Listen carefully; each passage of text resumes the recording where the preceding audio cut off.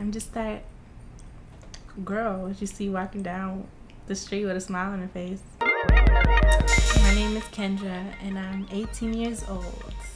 Well, I was born in Riverside, so it was all my uncles, all my cousins, my mom, my sister, and my grandparents. And I guess one day my uncle, he just decided to go to San Francisco. And then my mom finally decided, she was like, well, you know what, I'm gonna go to San Francisco too. She went first and she left us behind. She got her job. I think that was a good decision. You know, I love San Francisco. I love the city and I love, you know, being busy and all the hustle and bustle. So I'm very appreciative of that. I just remember always being with my sister throughout my whole childhood, because wherever I went, she went. So the way I was brought up did affect how I was as a teenager. You know, my mom, she was always busy with work, and so it was just me and my sister, and that taught us how to be independent and take care of ourselves. But it was good because, you know, now I'm adult now, like for real, and you know, but there's no fear because I know I could take care of myself no matter what. So before I got pregnant, I was just going through so much stuff. I was always getting kicked out of my house. I was never stable. I was going back and forth from my mom to my boyfriend's house. And in both places, I just felt like I never belonged. I would try to like really connect with my friend, but I felt like the only thing we had in common was that we liked to smoke weed. It got to a point where I didn't even want to go to school because I started messing up in school. I was just straight Fs just because I didn't even try. My teachers would be like, Kendra, what's wrong with you? Like, you used to be like a really good student and you're just never here now. And I hated hearing that. I hated it because it was like too real for me. People just started losing hope in me. Like, I was just really like rude to people whenever they would try to talk to me about how I was acting or behaving. Like, I just needed that gratification, you know, that acceptance. And I really depended on it. I just didn't know who I was. And I knew that, and it just scared me. And I was totally giving up on myself. Then I went to the doctors and they told me that I was pregnant, and I was like, I can't do this. Like, hell no, I'm not about to ruin this child's life. You know, like, no. And so I made appointments to get an abortion. I had to make the decision, the conscious decision to be a mother.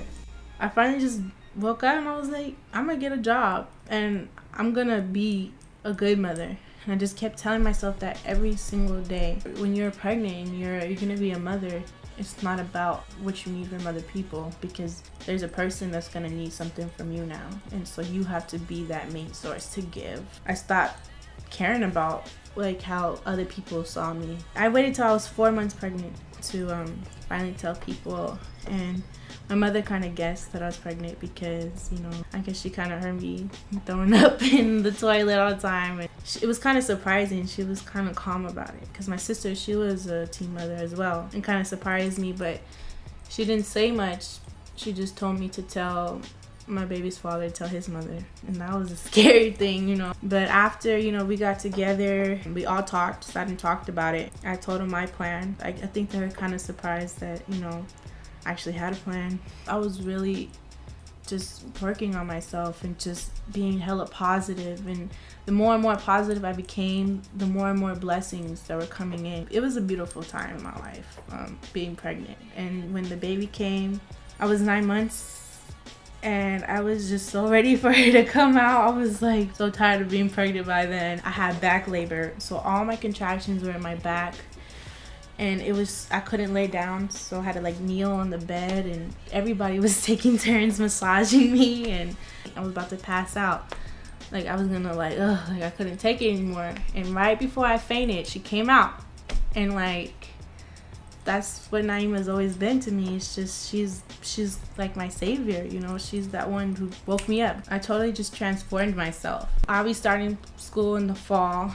I'm going to City College. I'm gonna be studying liberal arts. I decided to do liberal arts so I could just get a little bit of everything, you know, like child development, sociology, psychology, fashion, art. I really don't know where this is gonna take me, but I know it's gonna get my foot in the door. I love like putting outfits together, seeing like one trend and like, okay, I like those shoes, but I would do this with that, do that with that. It's been my goal for this summer. It's just like starting a brand new style for myself, and something that fits, like, you could totally tell my personality with just what I'm wearing. Clothes are like, it's like art. It's just like art. The challenges that I have just is like just trying to like schedule everything so I can be, you know, an employee, I can be a friend, I can be a sister, I could be a mother. I'm always trying to figure out how I can make things better. Just as long as you're conscious of the mistakes that you make, you know, it can never get worse. It can only get better.